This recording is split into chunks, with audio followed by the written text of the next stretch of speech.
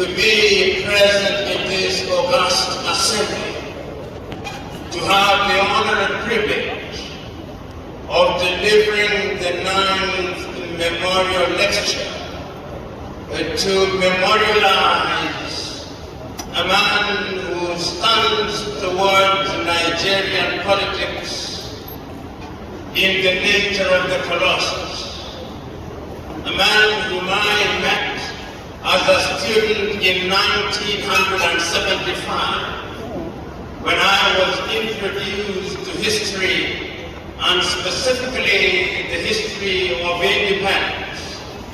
History will record that Ahmadu Bello was one of the pioneering African politicians.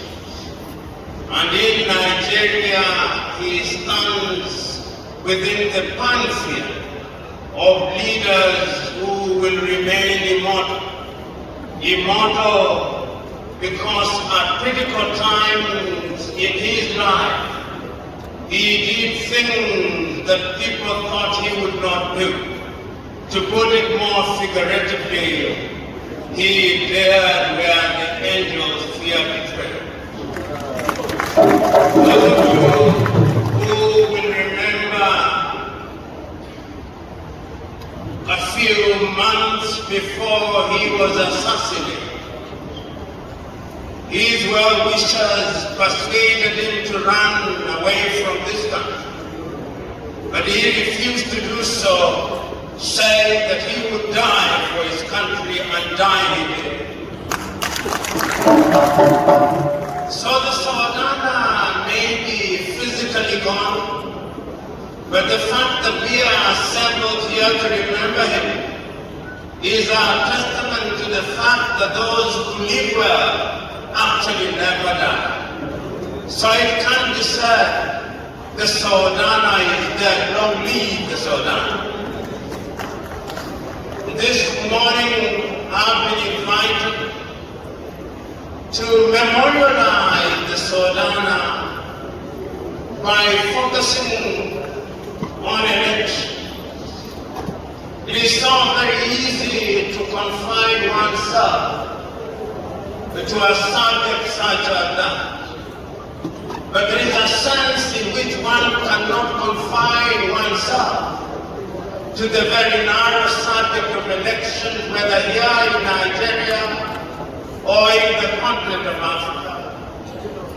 It is true that Nigerians in their millions, on the 25th days and the 11th days of March, the year 2023, came out of wherever they were and elected their leader.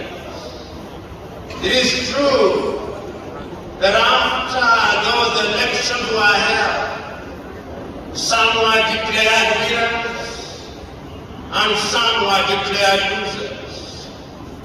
It is true that those who are declared winners celebrated.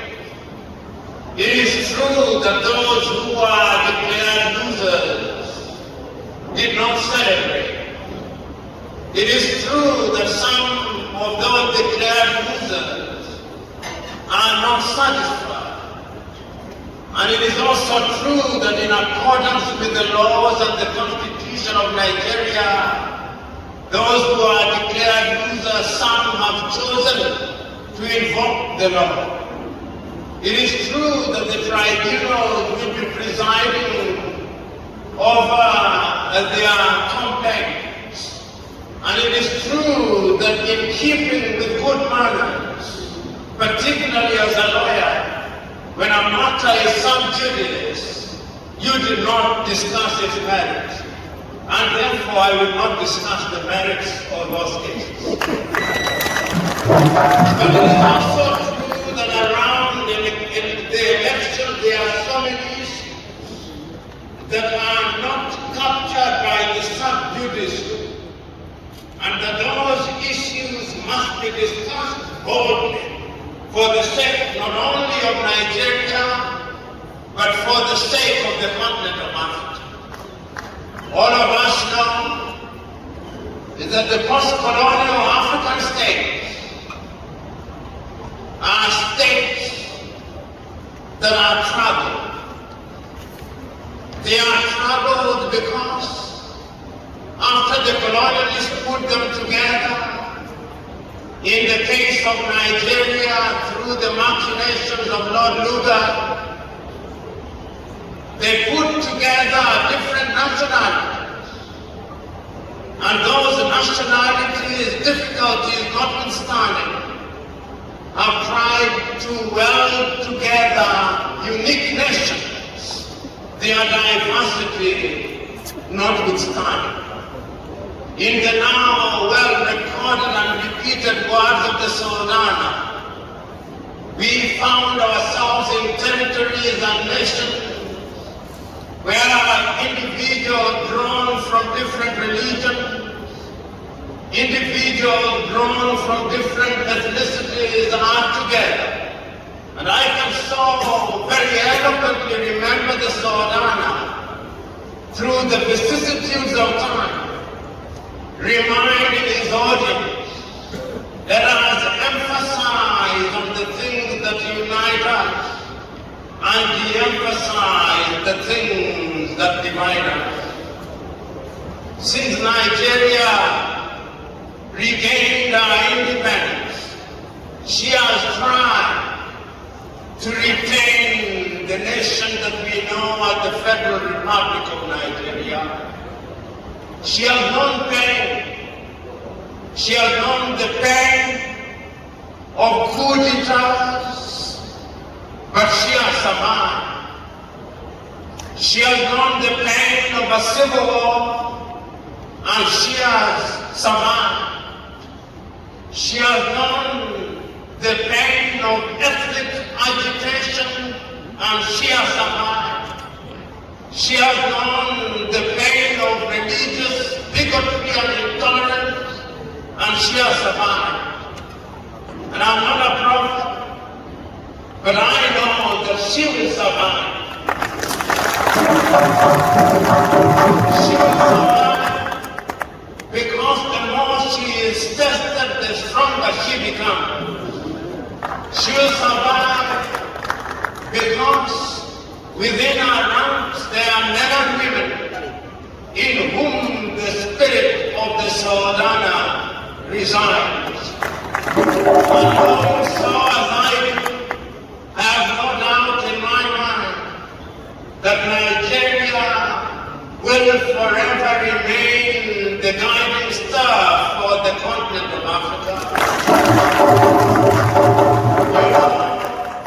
You may or may not know, but of the 1.4 billion of us resident in the continent of Africa, out of every 5 Africans, 1 is a Nigerian. You may or may not know, but there is not a place in this world where there is no Nigerian. You may or may not know that the Nigerians are to be found in every nook and cranny of the world doing great things. You may or may not know that the Nigerian spirit is what gives us strength and pride across the continent of Africa. Someday, when we are assembled here to memorialize a great man and to memorialize him in the context of how we choose our leaders, we must ask ourselves fundamental questions. This continent called Africa was colonized. I remember in 1884 and 1885, the European powers, all of them, sat down in Berlin and they divided Africa amongst themselves. The British were there. They took Nigeria. They disturbed our way of life.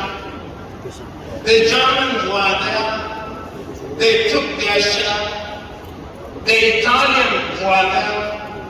The French were there. The Portuguese were there. The Spaniards were there. The Belgians were there. The Dutch were there. They took away our continent and took our part, never wanting to leave. They found our traditional rulers. They disturbed the order that they had created, and they imposed their laws, and they imposed their governance systems. They said that ours were not good. They came and found our gods, and they said our gods were not God. They gave us their own God. They gave us their language. That is the only thing that we succeeded in stealing from them and we used effectively. They took our minerals. Then we struggled. And we regained our independence. We regained our independence not because they wanted us to regain it, but it was no longer tenable for them to remain. But they did not leave willingly. They went away wailing and kicking, but indeed they never went away. They forged a new colonial project, ensuring that the architecture of the post-colonial state was an architecture that would ensure that that state did not survive. Leaders, but recently Lumumba had been eliminated. 2 years later, Sylvanus Olympia in Togo had been eliminated. Then they stopped eliminating us, but they started engineering coup d'etat. In 1966, Yosadia for Kwame Nkrumah had been eliminated. In 1967, here in Nigeria, the military took over, and Abubakar Tafawa Balewa and the Sultan of Sokoto and Akintola were eliminated. And they did not stop there. In Mali, they eliminated Modibo Keita. In Algeria, they eliminated Ahmadu Bello. And they did not stop there. They engineered many things to destabilize the continent of Africa. And it is in that destabilized state that Africans have always tried to hold elections. Even these elections, the manner in which we conducted them or conduct them, they brought to us. They told us that there is something called democracy, which they define. They define it by telling us that you must have a document which is called a constitution, which when we regained independence, they created in their own image. They told us that we must have political parties, which they created in their own image. They dictate unto us judiciaries, which they created in their own image, complete with the dresses that we have in those institutions. They left everything in their own image. And they told us, despite our protestation to the contrary, that elections must be held every 5 years or every 4 years, and that we must have something called the secret ballot, and that once we have had the secret ballot, and that your vote is equal, and once you have had that, then there is a winner, and that winner governs us. They say that. And we swallowed it, line, hook, and sinker. We swallowed it, lock, stock, and barrel. And we have tried. Elections we have tried. Oh, we tried in Congo. Oh, we tried in Togo, we tried in Ghana, we tried them in Kenya, we have tried them in Nigeria, we have tried them in South Africa, we have tried them everywhere. We continue trying. We make our mistakes even as we continue trying, but try we do. Try we do. because we hold the view that our people must be involved in the governance system of their country, and that the best way to do so is to ensure that those who are elected represent the people, and that the way to determine that is by giving the opportunity to go to the ballot. But we are waiting with bated breath as to whether the elections will be dealt with one way or the other by the tribunals. But that notwithstanding, we continue to have faith in the elections. The kind of faith that the Sultan of Sokoto reminded us about, not in so many words. You know, when the Sultan was alive, he was a votary of meritocracy. He took the view, which view I invite you to take, that the long-term health of Nigeria and by extension Africa not only requires but demands that we must give men and women who have the wherewithal the opportunity to serve us.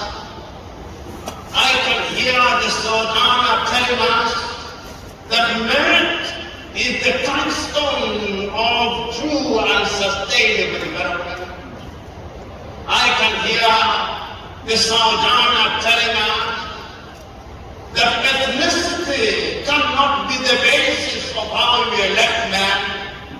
I can hear the Sultana telling us that religion and religious affiliation must not be the way in which we determine our leaders. Today, I hear people say and attributing to Lee Kuan Yew what they call merit, pragmatism, and honesty. No, it was not Lee Kuan Yew. It is the Sultan. It is the Sultan who was there and talked about merit. It is the Sultan who talked about pragmatism, saying that if you want to catch a rat, it must not matter whether the cat that is catching it is black or white. Let the rat be caught. It is the Sultan who said we must have men and women who are honest, and that is why he said it is work and prayer, worship and prayer. Because he took the view that those who are prayerful, those who worship in truth, their religion notwithstanding, will have within their blood flowing the milk of human kindness. So today, when we talk about the elections, we must remind ourselves that we can do better. Africans must remind themselves that we can do better. I am suggesting to us that until this far, African politics have had too many individuals who are mannerless. It is time that we must have people with good manners in our politics. That we must introduce what I refer to as political hygiene in our politics. And political hygiene is given meaning when we recognize that the positions of leadership are positions of honor and privilege, and that you are merely a servant of the people, not because you are better than them, but because they have given you the privilege to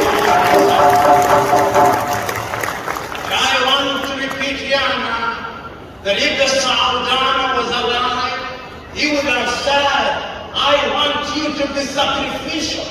Those of you who are Nigerians will know and remember that the Sultan would have been the first Prime Minister of the Federal Republic of Nigeria. But he graciously said, Abubakar, go ye unto Nigeria as I stand. Because the Sultan believed that a stabilized and a cohesive north would be a good thing for the Federal Republic of Nigeria. That was sacrificial. I'm suggesting to those of us who remember the Sultan and those who remember what we have done with the election, to always remember this, that elections are not a life and death issue. Elections must not be a cutthroat competition where throats are actually cut. It must be different. It cannot be right that in many African countries, when we have gone through election, we cannot count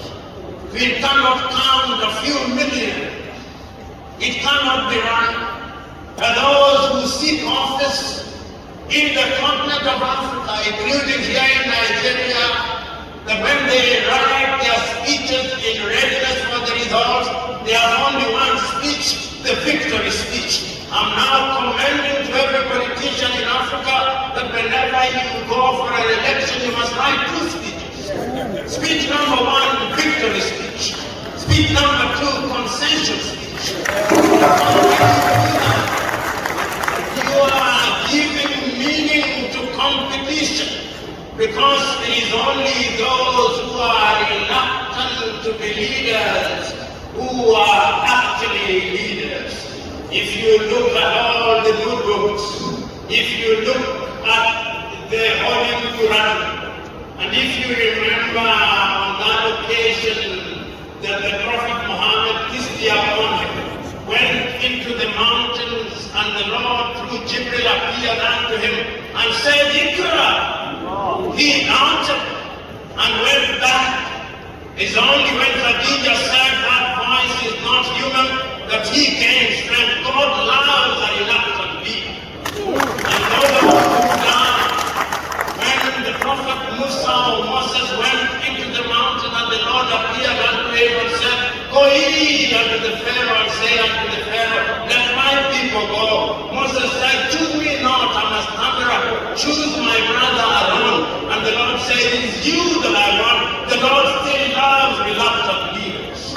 And it is therefore I remember so very vividly the Mwalimu Julius Kambarage Nyerere of Tanzania said in 1995 that whenever you see a person who desires to go to the State House, you avoid him like a leper. What is in the State House that makes you desire so much?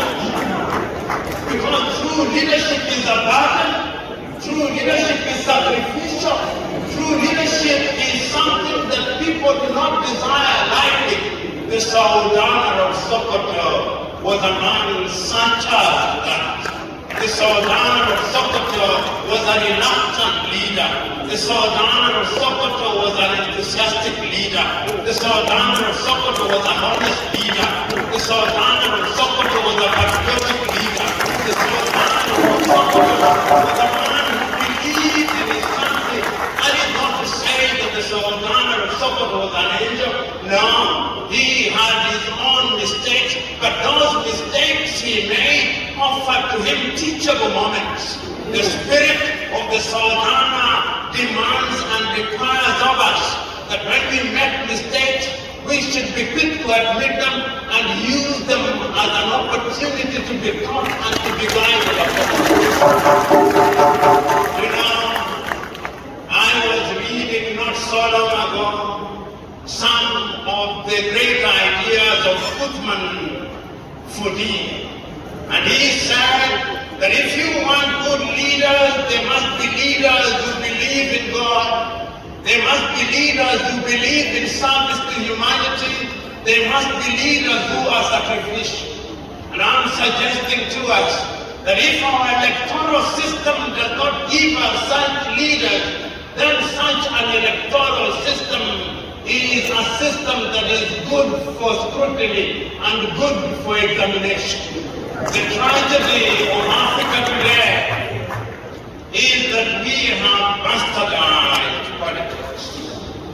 The tragedy of Africa today is that politics has become the refuge of men and women who do not desire to serve. The tragedy of most of Africa today is that politics has become an avenue for individuals who want to acquire quick wealth, so that the quickest avenue to ill-gotten wealth in Africa today is politics. the tragedy of Africa today is that many politicians in Africa have only one creed, the creed of greed. And I'm suggesting to us that if Africa is to lift herself from the quicksand on which she now stands, it behooves us to exercise the ghost of greed. It behooves us to exercise the ghost of ethnicity. It behooves us to exercise the ghost of religion. It behooves us to exercise the ghost of regionalism, because as long as those ghosts are resident in us, we can only do evil. And evil is what undermines this country. You know, when I think of Uthman for doing, when I think of Ahmadu Bello in the same vein, and when I think about Africa, and when I think about her and her institution, and my memory takes me back to Addis Ababa in May, on the 23rd, 24th, and 25th day. And I can see the leaders of Africa sitting in Addis Ababa, the 32 of them. And I can see some of them. I can see Kwame Nkrumah. I can see Ahmadu Bello, who was president of that occasion. I can see Julius Kambarage Nyerere. I can see Modibo Keïta. I can see Ngata Tambalbaye. I can see Gamal Abdel Nasser. I can see Kenneth David Kaunda. I can see Ngwazi Dr. Hastings Kamuzuban. I can see all of them. And I can hear all of them. But I hear two of them a lot more eloquent. I can hear Mwalimu Kambarage Nyerere eloquently say, we come here to remind ourselves that Africa must unite.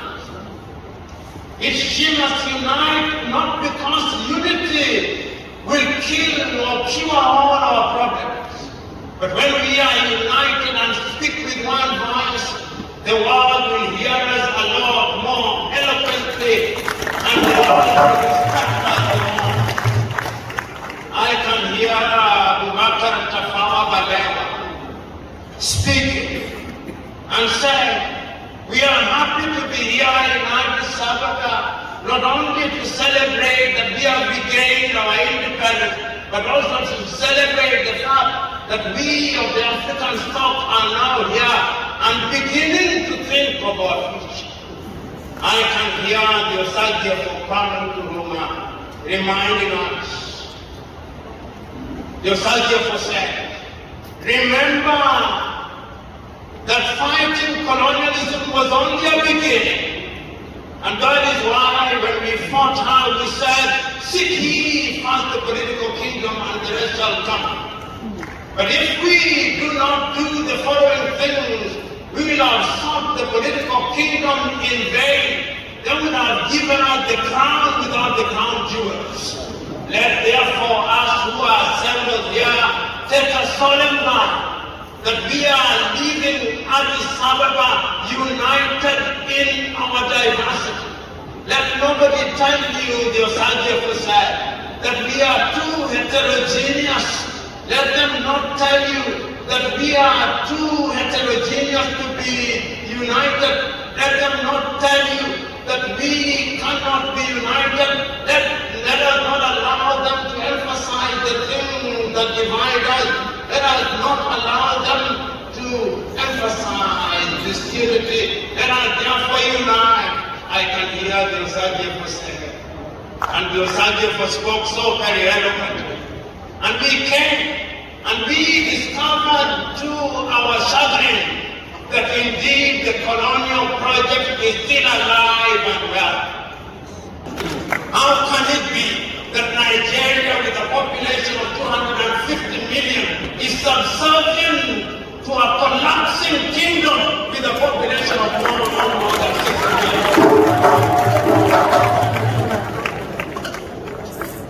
We must begin to think, because if you behave like a slave, you will be treated like a slave. If you behave like a subhuman, you will be treated like a subhuman. And I'm suggesting this in the context of the elections, when the Nigerians who are doing the election, like in all other elections, you, like all other Africans, you wait and want to hear, what is it that the European observers they say? What is it that the American observers say? And when you have heard that, you do not care what the African Union says. You do not care what ECOWAS said. In other words, subconsciously, we still believe that we are inferior. How can we? How can we? How can we in this day and age, when God in His divine wisdom created us as equals? I want an electoral process. An electoral process that will give us the confidence, so that we are not looking at Al Jazeera to tell us whether we conducted free and fair election. Where we are not looking at the BBC and Radio Deutsche Welle and CNN and Radio France. It can be done. I look forward to the day when our election systems will be conducted in an atmosphere of confidence and honesty. When the Saudana was speaking and talking about honesty, and the Saudana, if you are alive today, you would ask this audience, but I'll ask on your behalf, Saudana. Why is it that Nigerians still continue to print ballots outside of Nigeria? Are there not printing presses in Nigeria? So now I know why. We do not trust ourselves. That is why we still print from outside. It's from outside. I know why. Because when you left, you thought that we would do better, but we have not. So we still borrow equipment which we use in our election. And even when we use them, we surrender ourselves. We think that machines are better than us. We do not know that machines are just as good as our honesty, Saudana. I look forward to the day when we in Nigeria and in the continent of Africa will be reminded that Sabbath do not act on their own motion. BVR do not act on their own motion. As long as human beings are dishonest, even if you bring machines that are made in heaven, we will not have free and fair elections. So, Saudana, I have no faith in machines in and of themselves. The only machine that we need to change is us. It is us. We are the machine that is going to make Nigeria great and Africa great. So there I say, this machine that was created in heaven, so that on the day that the machine was crafted by God Himself, He looked at the machine and said, it is good. Why is it that this machine now doubts itself and has faith in the things, imperfect things that she has created? Liberate us. Saudana, I hope that your audience will listen to you. I hope that they'll do that which is right. But must we always drive our cars by using the rear view mirror? No, we must not. We have had elections in Nigeria. We have made our mistakes. And we will continue to make mistakes. What have we learned from these elections? From where I sit, and from my experience with African elections, and even with the Nigerian elections, which I've watched over the years keenly, it appears to me that every election cycle there is some improvement. Even know, it is Martin Luther King Jr. who said that in the scheme of things, always improve. If you can't be the sun, be the star, he said. If you can't be the highway, be the train. If you can't run, walk. If you can't walk, crawl. But for God's sake, keep on moving forward. I'm suggesting to Nigeria that the mistakes that have been made are mistakes which offer us an opportunity to improve our electoral system. I'm saying that when the tribunals have looked at all the cases, whichever verdict they arrive at, let the verdicts be accepted in grace. Not because tribunals are perfect, no, but history has taught us that when we want to resolve our disputes and we have chosen certain mechanisms for doing so, once they have rendered their verdict, even in their imperfection, for the sake of good order, we accept them, we grumble, we go home and say, yeah. That is what I expect Nigeria to do. Because Nigeria must never and cannot and should not be sacrificed at the altar of temporal politics. You know, you are, we are here. But the Nigeria that we are preserving is a Nigeria which is meant to be for our children and children's children. The Nigeria that we are thinking about and about which we run elections is a Nigeria that must exist long after we are gone. And it cannot be right that some of us harbor in their minds that if I do not win what I want, then Nigeria must die. The last time I checked in the Bible, the only person who did so was Samson, who said, I'm going to kill myself and the Philistine. I'm asking the Nigerian politician, exercise the ghost of Samson and his Philistine desire to die. Because going forward, Africa can be great and must be great. Why do I think that Nigeria stands in a critical place? You know, sometimes I tell my warmongering Africans, and there is no shortage of them, warmongering.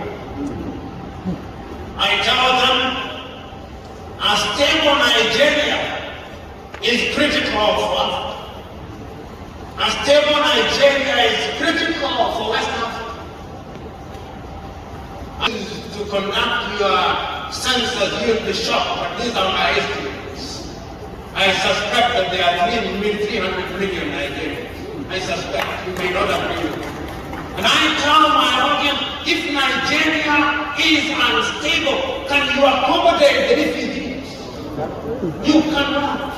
Therefore, it is in your selfish interest that Nigeria remains stable, even if you don't care about Nigeria. I tell them, and I tell the rest of Africa, if Nigeria were to be unstable, can you, the rest of Africa, remain stable? Nigeria is at the very heart of Africa. And I've said it times without number, and I repeat it, and you Nigerians, whenever you hold your elections, you must always remember that you are holding elections that is in the best interest of the continent of Africa. Never imagine that you are only holding elections for Nigeria. Always remember that you are the largest economy in the continent of Africa.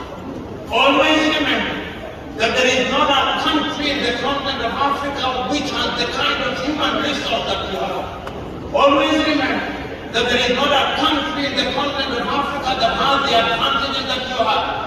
Always remember that this Nigeria is what is going to make East Africa, West Africa succeed. Remember the days when there was an attempt at destabilization in Africa. And you remember when Nigeria led the ECOWAS, you saw how you stabilized this region. You remember when there was a problem in Gambia and Nigeria stood tall. You remember what happened? You have the leadership positions. And those who are leaders must behave like leaders. And I'm urging the politicians here, you may not want to behave like leaders, but remember you are doing it for Nigeria and the continent of Africa. Whenever the continent of Africa has wanted to chart our own agenda, the continent of Africa has met here in Nigeria. In 1980, when the continent of Africa took the view that we had to conduct our affairs for the best interest of the continent of Africa, it was in Lagos, Nigeria in 1980 under the Lagos Plan of Action. Remember, in 2001, when we said that we wanted to ensure that our health systems are controlled by Africans, it was in Abuja, Nigeria in 2001. Nigeria is the guiding star. Nigeria is the guiding star, and that is why great men such as the Sarundana of Sokoto could see it a long time ago. You who are Nigerians, whether politicians in the contemporary sense, whether you are traditional leaders, you are the duty. If you fail in that duty, I can imagine what God in heaven will do to punish you. If hell is hot, it will be made hot of you if you fail. So today, we come here on a... Let us not allow elections to do that to us. As I speak to you now, there is instability in the Cameroons because our governance systems are compromised. As I speak to you now, there is instability in Mali and in Chad and in Burkina Faso and in Tunisia and in Somalia and in Central African Republic because our governance systems have not reached the stage where they ought to. See now that I'm no longer talking about elections. See now that I'm now talking about governance. Because governance is a big issue. Because even when we elect people, what is the place of traditional rulers? Who are revered in their societies? And who are the glue around which our communities revolve? As we talk about elections, Africa must also do another thing. Africa must begin to re-examine her governance system. This a la carte democracy that is conceived for us in Washington and Paris and London and Belgium, we must re-examine it under this system. The democracy that we talk about is a la carte. It is Kentucky Fried Chicken democracy. It is McDonald's democracy. It is Coca-Cola democracy. The time has come that we must have our own democracy, define our own democracy, borrow the positive aspects of our traditional governance system, and let us as Africa begin to do things in a manner that is going to respond to a reality. It can be done, and it must be done, because if it is not done, we will be done. So Ghana, when we gather for the 9th time to memorialize it, we must not talk for too long. We must only talk for as much as is necessary. So today, as we conclude, because it's concluding month, the Sodana will remember you. We remember you because you exhorted us to remember that here in the north, and by extension in Nigeria, we are people of diverse background. You reminded us that there is nothing wrong with the tribe. The tribe is innocent. What is guilty? Tribalism, the Sodana. You reminded us. You reminded us that there is nothing wrong with religion. It's all about worship. But you reminded us that we must never use religion as an instrument of killing meritocracy. You reminded us. You reminded us that there is nothing wrong with regions. If one is born in Nasarawa, one is born in Kaduna, or one is born in Abeokuta, there is nothing wrong with us because it is you who in your divine wisdom necessitated and created it. It is you who is the God of diversity. But yet you, God in diversity, tell us that even amongst the angelic host, there are angels of different kinds, but they sing to only one throne. You, Sodana, reminded us. So today, we ask Nigerians, even when you go into elections and there are people of different backgrounds, once you have voted and winners have been declared, let us side forward knowing that once you climb one mountain, there is no more shortage of mountains that must be climbed. So Donna, you reminded us that we must not be gods unto ourselves. You reminded us that what we must do in the knowledge that we are mere vicegerents of you, God in heaven. And that therefore we must always remember that in our mortality we make our own mistakes.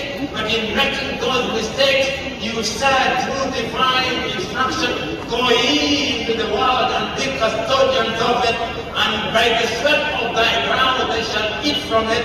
Let us be good custodians of Nigeria and by extension Africa. Oh, you Sodana, may you rest in peace. May you rest in peace, knowing that we'll never forget you, knowing that we'll never forget your ideals, knowing that we will never forget the fact that you talked about honesty, that you talked about patriotism, that you talked about good values. You, Sodana, you will be a star in the heavens, and we will be remembering you not once, not twice, but times without number, in the knowledge that you came to serve, you served well, and you deserve to be celebrated, and celebrate you with you. God bless you.